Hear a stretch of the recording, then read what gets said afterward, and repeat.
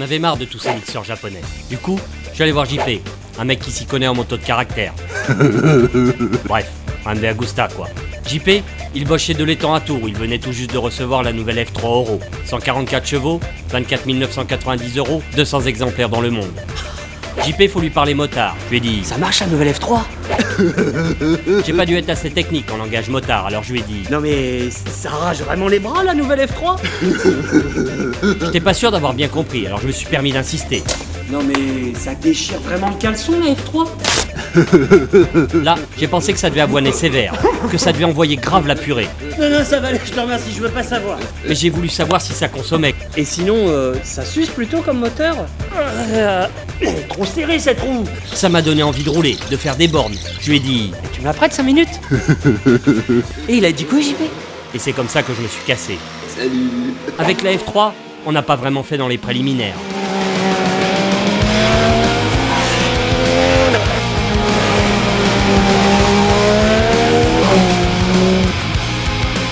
Les présentations, c'est tellement pas son truc à la F3 que d'entrée de jeu, elle m'a jeté à la figure par paquet sans égard tous ses défauts à la tronche, comme cette sonorité de casserole au ralenti, ou une gestion de la réponse à la poignée de gaz catastrophique sous les 4000 tours minute. On n'aimera pas vraiment non plus sa boîte de vitesse dont les rapports ont parfois tendance à sauter en entrée de courbe. Pas plus qu'un shifter mal réglé. Pourtant, passé ce premier contact un peu vachard, crasse, voire même un peu maso, la F3 Oro sort encore un peu plus les griffes, mais cette fois-ci pour faire étal de ses talents. L'ergonomie de la position de conduite est juste phénoménale. Avec son réservoir très court, ses demi-guidons très proches du pilote, on se dit que l'on risque vite de manquer de place à bord. Pourtant, la F3 invite à se reculer sur sa délicate selle en Alcantara, pour finalement se lever dans ses courbes avec cette sensation de l'avoir toujours possédée. En action, les remontées d'informations se font à fleur de peau, tant la partie cycle transpire la rigueur et l'efficacité. La moindre bosse, le degré de grippe du goudron emprunté, le pouillème de pression à rajouter sur le levier de frein, tout vous est intégralement retransmis au travers du cadre. Des suspensions très haut de gamme et des freins exceptionnels. L'agilité, la vivacité sont réellement au rendez-vous. Le moteur n'est pas absent des sensations. Mal géré sous les 4000 tours minute, il se reprend nettement à 5000 pour offrir de belles reprises jusqu'à 8000 tours. Zone où il se renforce pour s'envoler tout en muscle vers les 11 000 tours minute. Là, bien cramponné au guidon, on attend la charge de la cavalerie, l'assaut final, qui ne viendra pas, du fait d'un bridage à 100 chevaux. Reste qu'en version 100 chevaux, ce moteur présente bien plus d'intérêt que n'importe quel 4 cylindres de 600 cm3. Enjoy!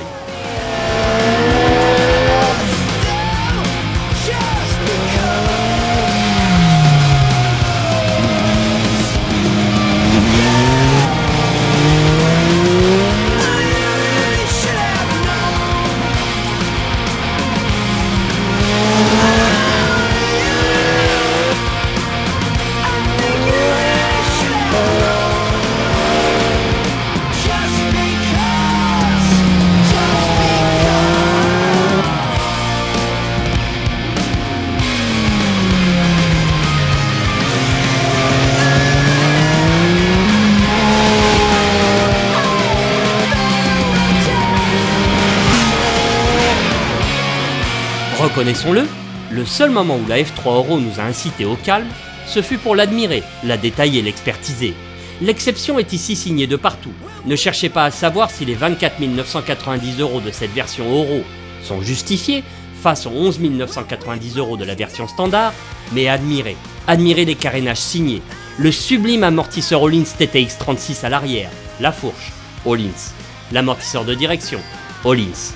La plaque en or numérotée est rivetée sur le tête-fourche supérieur, les couvercles moteurs, la sellerie en Alcantara, les jantes forgées et brochées à l'arrière sur un somptueux bras oscillant, les platines repose-pieds réglables, le châssis doré et soudé à la main, le 3 cylindres boosté à 144 chevaux, soit 17 de plus que la version standard, le shifter.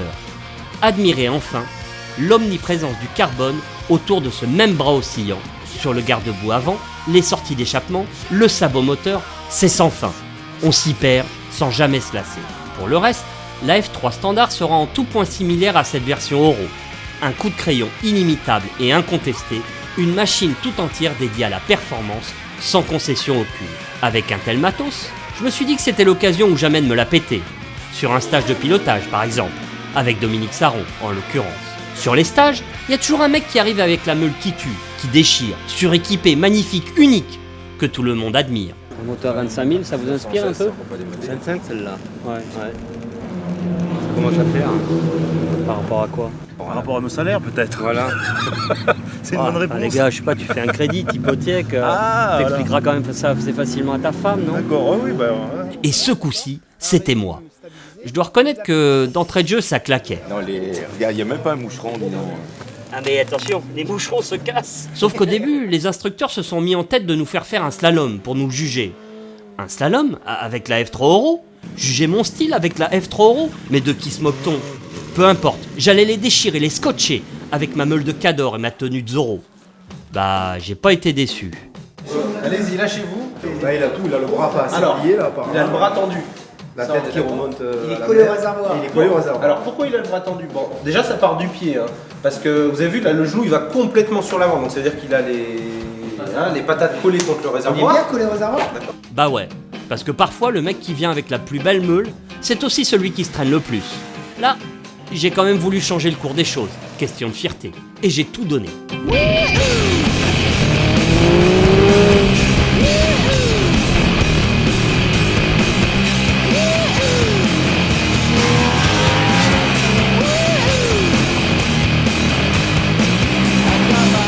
Sur piste, fini les problèmes de boîte et les hésitations sous 4000 tours minute, puisque l'on passe les rapports plus franchement et que l'on ne musarde plus dans les bas régimes.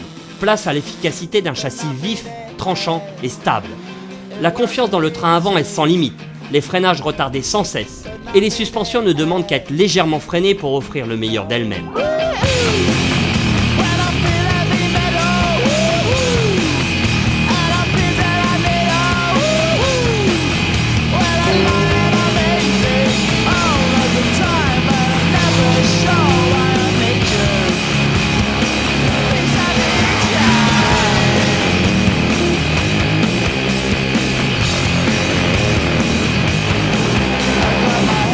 De quoi, une fois de plus, dessiner de jolies virgules au sol et faire ainsi changer d'avis mes instructeurs. Parce que ça c'était Marc, hein, Laurent. C'est-à-dire que ici, quoi, d'accord? Alors, je pense sincèrement que les gars de Supermac n'ont rien. Ah, tant mieux. Rien à Ah bah, voir. Je pense sincèrement. moi je pense. hein. Non, mais attends. Pas d'aujourd'hui avec le traction control, tout ça.